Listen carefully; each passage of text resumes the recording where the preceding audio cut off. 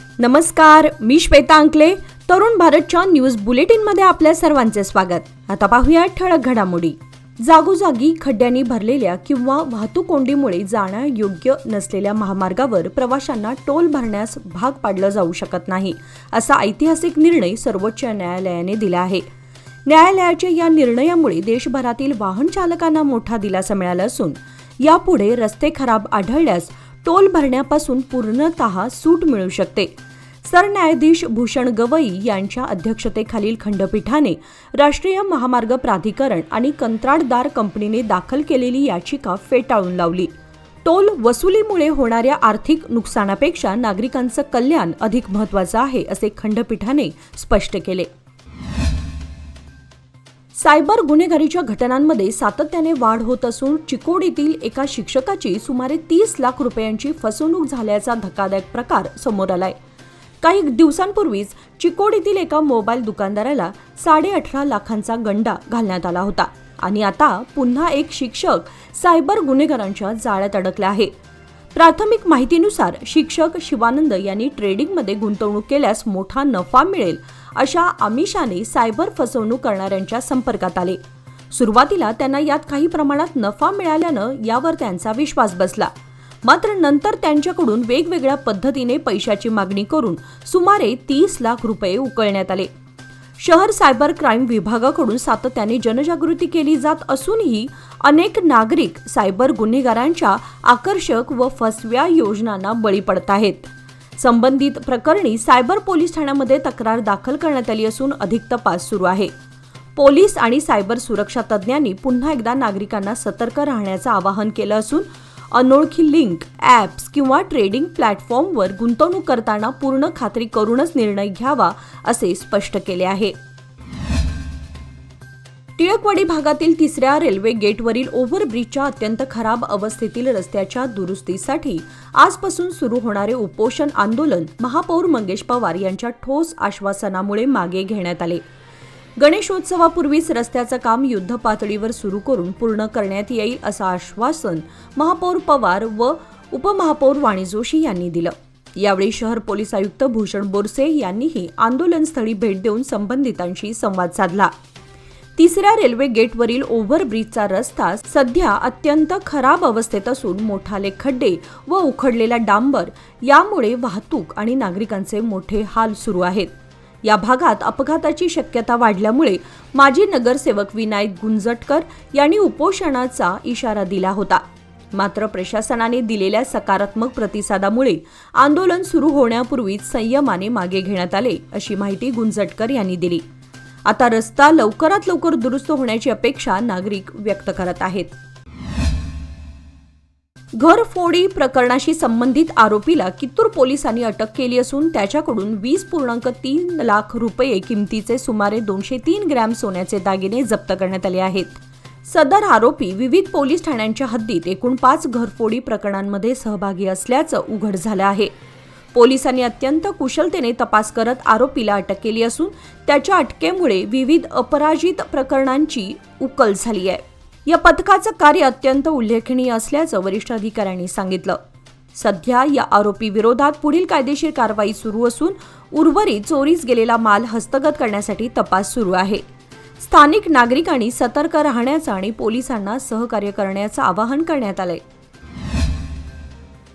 बेळगाव शहरातील डॉक्टर बाबासाहेब आंबेडकर रस्त्यावरील जिल्हा रुग्णालयासमोर भाड्यावरून झालेल्या वादावरून महिला प्रवासी आणि रिक्षा चालक यांच्यामध्ये जोरदार झटापट झाली. या वादाचं रूपांतर प्रत्यक्ष हाणामारीत झालं असून महिलांनी रिक्षा चालकावर हात उचलल्याची घटना घडली आहे. गांधीनगरला जाण्यासाठी आलेल्या 2 महिला प्रवाशांनी रिक्षा चालक मोहम्मद अनवर मकानदार यांच्याकडे रिक्षा मागितली. चालकाने 150 रुपये भाडे सांगितल्याने महिलांनी विरोध दर्शवत 70 ते 80 रुपये देण्याची तयारी दर्शवली. या भाड्यावरून दोघांमध्ये शाब्दिक वाद सुरू झाला. हा वाद इतका विकोपाला गेला की संतप्त महिलांनी रिक्षा चालकावर शिवीगाळ करत त्याला मारहाण केली. यामध्ये चालक जखमी झाला असून रिक्षाची काचही फोडण्यात आल्याची माहिती मिळाली आहे. जखमी चालकावर जिल्हा रुग्णालयात उपचार सुरू आहेत. तर दुसरीकडे रिक्षा चालकाने भाड्यावरून वाद घातल्यानंतर आपल्याला मारहाण केली आणि रिक्षाचे भाडे जास्त मागितले. प्रवाशांसोबत गैरवर्तन करणाऱ्या रिक्षा चालकांवर कठोर कारवाई करण्याची मागणी महिलेने केली आहे. या घटनेची माहिती मिळताच पोलिसांनी घटनास्थळी धाव घेतली असून दोन्ही बाजूंचे जबाब नोंदवून घेण्यात आले. या प्रकरणी पोलिसांनी गुन्हा दाखल केला असून पुढील तपास सुरू आहे. गेल्या 5-6 दिवसांपासून सुरू असलेल्या संततधार पावसामुळे कंग्राळी खुर्द व अलतगाव परिसरातून वाहणाऱ्या मार्कंडेय नदीला पुन्हा पूर आला आहे. नदीकाठच्या गावांमध्ये पाण्याचा मोठा विसर्ग सुरू असून 4 दिवसांपासून भात पिके पूर्णपणे पाण्याखाली गेली आहेत. आज पावसाने थोडी उसंत घेतली असली तरी नदीतील पाण्याचा स्तर अद्यापही कमी झालेला नाही. यामुळे शेतकऱ्यांची चिंता वाढली असून पाण्याखाली गेलेले भात पीक कुजल्यास पुन्हा नव्याने पीक घेणं कठीण जाईल असा प्रश्न उपस्थित झाला आहे. राकसकोप धरणाचे दरवाजे उघडल्यामुळे मार्कंडेय नदी दुथडी भरून वाहत आहे. परिणामी परिसरातील शिवारात पाणी साचल्यानं जमिनी ओस पडण्याची भीती व्यक्त केली जात आहे. शेतकऱ्यांनी प्रशासनाकडे तात्काळ पाहणी करून नुकसानग्रस्त क्षेत्रामध्ये मदत जाहीर करण्याची मागणी केली आहे. रायबाग तालुक्यातील कुडची येथून उगारकडे जाताना पूल ओलांडल्यानंतर रेल्वे मार्गालगत जमीन खचल्यानं रूळ खाली बसले असून सुरक्षिततेच्या दृष्टिकोनातून या मार्गावरील वाहतूक तातडीने बंद करण्यात आली आहे. उगारहून येणाऱ्या दिशेतील एकाच मार्गावरून सध्या रेल्वे वाहतूक सुरू ठेवण्यात येत आहे. घटनास्थळी रेल्वे विभागाचे अधिकारी आणि कर्मचारी दाखल झाले असून दुरुस्तीचं काम युद्ध पातळीवर सुरू करण्यात आलंय. या अगोदरही याच मार्गावर जमीन खचण्याच्या घटना घडल्या आहेत. संबंधित भागामध्ये पाणी साचण्याची समस्या कायम असल्यानं यामुळे जमीन खचल्याची शक्यता वर्तवली जात आहे. रेल्वे प्रशासनाने या प्रकाराकडे गांभीर्याने लक्ष देत कायमस्वरूपी उपाययोजना राबवण्याची गरज आहे असे स्थानिक नागरिकांचे म्हणणे आहे. शहरातील कित्तूर आणि चन्नम्मा चौकात स्मार्ट सिटी योजनेअंतर्गत उभारण्यात आलेल्या बस थांब्यात विजेच्या उघड्या तारांचा विळखा पडल्याने प्रवाशांच्या सुरक्षिततेचा गंभीर प्रश्न निर्माण झालाय. बस थांब्यामध्ये विद्युत रोषणाईसाठी आतील बाजूस वायरचे जाळे टाकण्यात आले होते. मात्र सद्यस्थितीत या तारा पूर्णपणे उघड्यावर असून त्या प्रवाशांच्या संपर्कात येण्याचा धोका निर्माण झाला आहे.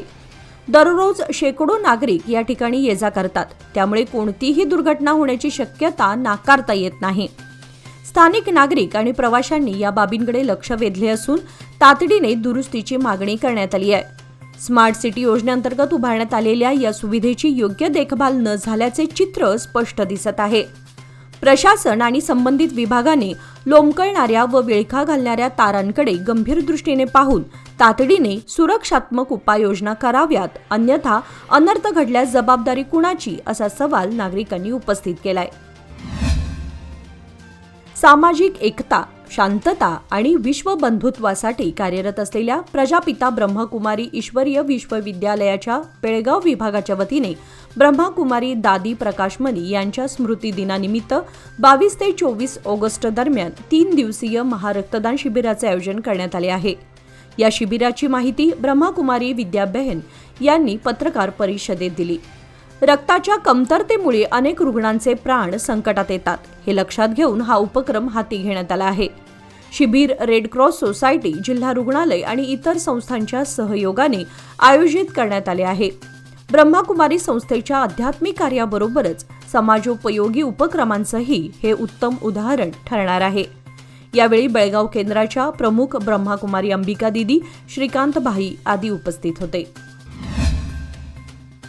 जिल्हा रुग्णालयातील व्यवस्थेतील हलगर्जीपणामुळे एका रुग्णाला स्ट्रेचरवर तासनतास रुग्णवाहिकेची वाट पाहावी लागल्याची गंभीर आणि संतापजनक घटना समोर आली आहे.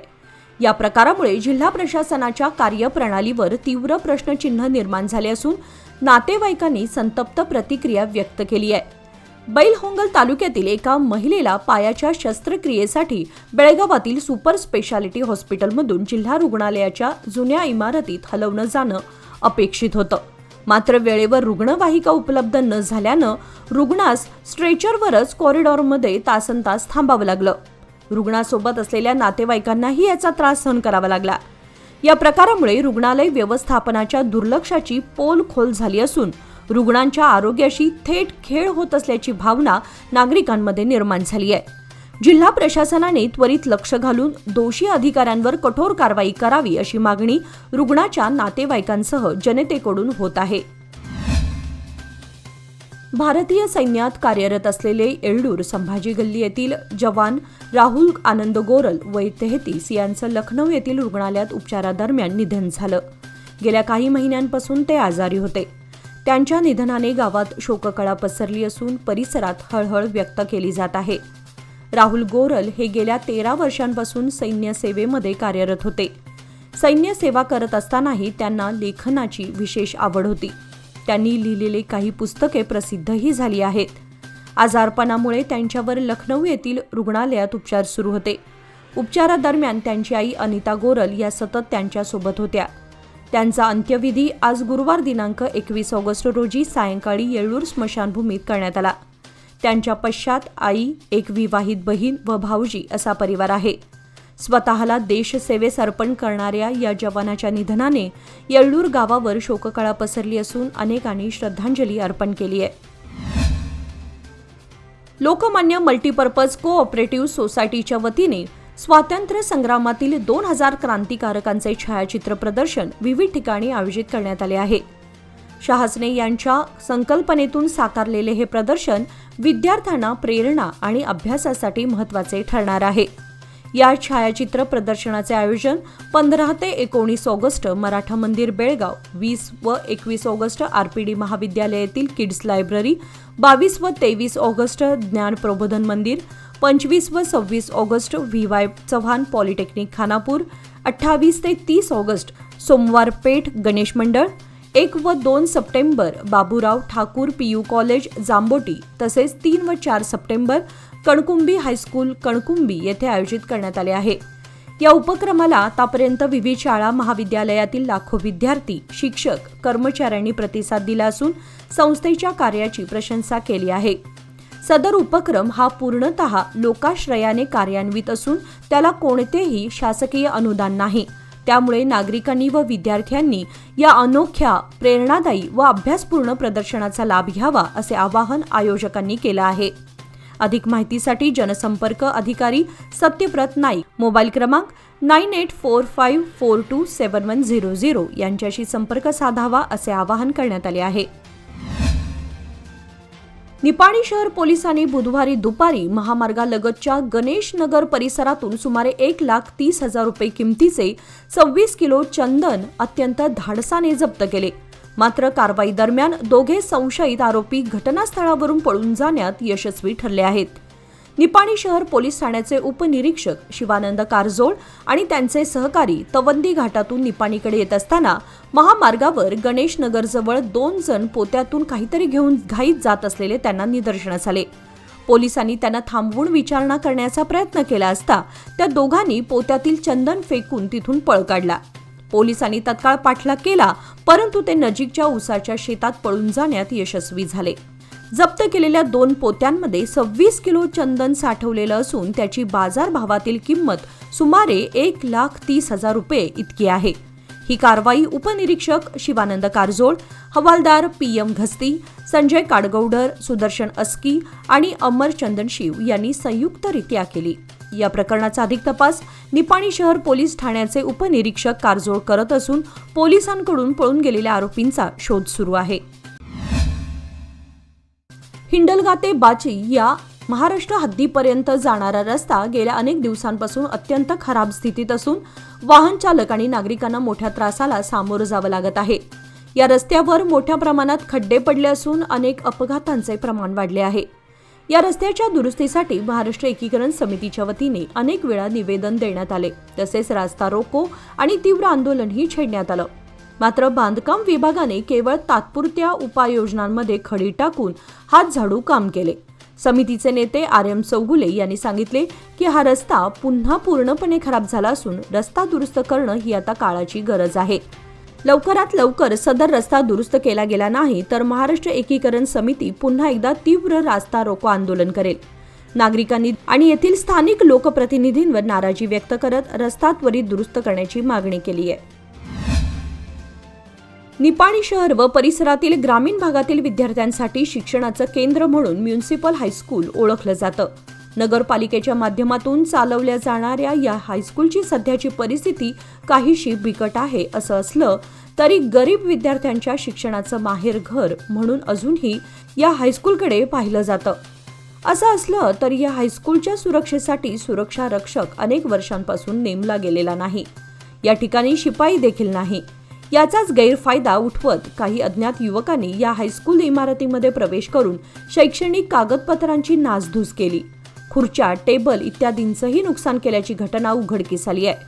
या घटनेची नोंद हायस्कूल व्यवस्थापन व पालिकेच्या माध्यमातून निपाणी शहर पोलीस ठाण्यात नोंदवली गेली आहे. निपाणी शहर व परिसरातील ग्रामीण भागामध्ये गेल्या 4 दिवसात वाढलेला पावसाचा जोर काहीसा कमी झालाय. बुधवारी पावसाचं प्रमाण कमी झालं होतं, तर गुरुवारी पावसाने बऱ्यापैकी उघडीप देताना सूर्यदर्शन देत काहीसा दिलासा दिला. त्याबरोबरच पाणलोट क्षेत्रामध्ये देखील पावसाचा जोर कमी झालाय. यामुळे धरणातून होणारा विसर्ग देखील कमी करण्यात आला आहे. यामुळे गेल्या 4 दिवसांपासून महापुराच्या धास्तीत असणारा नदीकाठ परिसर काहीसा धास्तीमुक्त झाला आहे. पावसाचा कमी झालेला जोर यामुळे महापुरातून सुटका झाली असा काहीसा निश्वास तालुका प्रशासन सोडत आहे. बेळगाव शहरातील जय किसान भाजी मंडईजवळील सर्व्हिस रोडवर खराब रस्त्यामुळे एक वाहन उलटल्याची घटना आज घडली. विशेष म्हणजे आज सकाळपासून घडलेली ही दुसरी घटना आहे. स्थानिक नागरिकांनी याबाबत तीव्र नाराजी व्यक्त करत प्रशासनाच्या भूमिकेवर प्रश्नचिन्ह उपस्थित केलंय. गेल्या 3 वर्षांपासून या रस्त्याची दयनीय अवस्था असून अनेक वेळा तक्रारी करूनही अद्याप कोणतीही ठोस कारवाई करण्यात आलेली नाही असं नागरिकांचं म्हणणं आहे. या अपघातात सुदैवाने जीवितहानी टळली असली तरी भविष्यात मोठा अनर्थ होण्याची शक्यता नाकारता येत नाही. नागरिकांनी तात्काळ रस्त्याची दुरुस्ती करण्याची मागणी केली असून अन्यथा आंदोलनाचा इशाराही दिला आहे. निपाणी नगरपालिकेच्या वाहनांचा पार्किंग कक्ष, अग्निशमन दल आणि फळ व भाजीपाल्याचा घाऊक बाजार असलेला आणि शहरातून राष्ट्रीय महामार्गाला जोडणारा महत्त्वाचा मार्ग म्हणून आंबा मार्केट मार्गाकडे पाहिलं जातं. नेहमीच हा मार्ग वर्दळीचा असतो, पण या रस्त्याचं मजबूतीकरण व डांबरीकरण करण्याकडे वेळोवेळी दुर्लक्ष करण्यात आलंय. यामुळे या मार्गावर नेहमीच खड्ड्यांचं साम्राज्य पसरलेलं आहे. पाणलोट क्षेत्रामध्ये गेल्या 4-5 दिवसांपासून झालेल्या मुसळधार पावसामुळे कृष्णा व दूधगंगा नदीच्या पाणी पातळीमध्ये कमालीची वाढ झाली आहे. एकसंबा दानवाड दरम्यानच्या दूधगंगा नदीवरील पुलावर पाणी आलंय. कर्नाटक महाराष्ट्र राज्याला जोडणारा हा मार्ग असल्यानं सध्या आंतरराज्य वाहतूक बंद झाली आहे. तसेच येथील जागृत कर्लहोंडलिंगेश्वर मंदिरापर्यंत आलेलं पुराचं पाणी. पाऊस जरी कमी झाला असला तरी धरणातून सोडण्यात येणाऱ्या पाण्याच्या विसर्गामुळे पाणी पातळीत वाढ होतीये. विविध शासकीय योजनांसाठी असलेला तांदूळ बेकायदेशीररित्या साठवून वाहतूक करत असताना पोलीस आणि अन्न निरीक्षकांच्या संयुक्त कारवाईत तांदूळ जप्त करण्यात आला. ही घटना विजापूर जिल्ह्यातील चडचण तालुक्यातील अर्जनाळ रस्त्यावर घडली. अर्शद दंडेवाले आणि हुसेन टपाल या दोघांना या प्रकरणात अटक करण्यात आली आहे. त्यांच्याकडून 10 लाख रुपये किमतीचा मालवाहतूक लॉरी आणि 3,39,640 रुपये किमतीचा 12,130 किलो तांदूळ जप्त करण्यात आलाय. या संदर्भात झळकी पोलीस ठाण्यामध्ये गुन्हा दाखल करण्यात आलाय. अंजनेय नगर येथील श्री रेणुका आश्रमात श्रावण मासाची समाप्ती विशेष पूजेने करण्यात आली. परमपूज्य श्री गंगा माताजी यांच्या हस्ते पूजन पार पडल्यानंतर भक्तगणांना महाप्रसादाचे वाटप करण्यात आले. श्रावण महिन्यात संपूर्ण मास उपवास, पूजाविधी व आराधना यांचे पालन करून या विशेष पूजनाचा समारोप करण्यात आला. यावेळी गंगा माताजींनी थेट उकळत्या तेलात हात घालून प्रसाद बाहेर काढल्याचा विलक्षण प्रसंग घडला. हा चमत्कार पाहून उपस्थित भक्तगण अचंबित झाले. या प्रसंगी श्री कारंजी मठाचे जगद्गुरू आणि अनेक भाविक मोठ्या संख्येने उपस्थित होते. पूजनानंतर भक्तांसाठी महाप्रसादाची व्यवस्था करण्यात आली होती. हे धार्मिक आणि आध्यात्मिक वातावरण भक्तांना आध्यात्मिक समाधान देणारे ठरले. गेले 4 दिवस तळ कोकणात पावसाचा जोर प्रचंड वाढला असून आंबोली घाटामध्ये तुफान पाऊस कोसळतोय. यामुळे पर्यटकांचं आवडतं ठिकाण असलेला आंबोली धबधबा पूर्ण क्षमतेने वाहू लागला आहे. धबधब्याचा प्रवाह इतका प्रचंड आहे की तो रुद्रावतार धारण करत आहे. यामुळे स्थानिक प्रशासनाने पर्यटकांना धबधब्याजवळ जाण्यास मनाई केली आहे.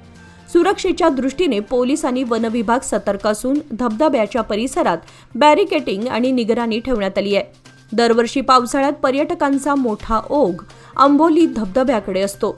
मात्र सध्या धोक्याची परिस्थिती असल्यानं प्रवेश बंदीचा निर्णय घेण्यात आलाय. नागरिकांनी प्रशासनाच्या सूचना पाळाव्यात असं आवाहन करण्यात आलंय. याचबरोबर आजचे बातमीपत्र इथे संपले. अधिक माहिती आणि ताज्या घडामोडींसाठी पाहत रहा तरुण भारत न्यूज चॅनल. तसेच आमच्या चॅनलला लाईक, शेअर आणि सबस्क्राईब करायला विसरू नका. आणि विश्वासार्ह बातम्यांसाठी दररोज वाचा दैनिक तरुण भारत. धन्यवाद.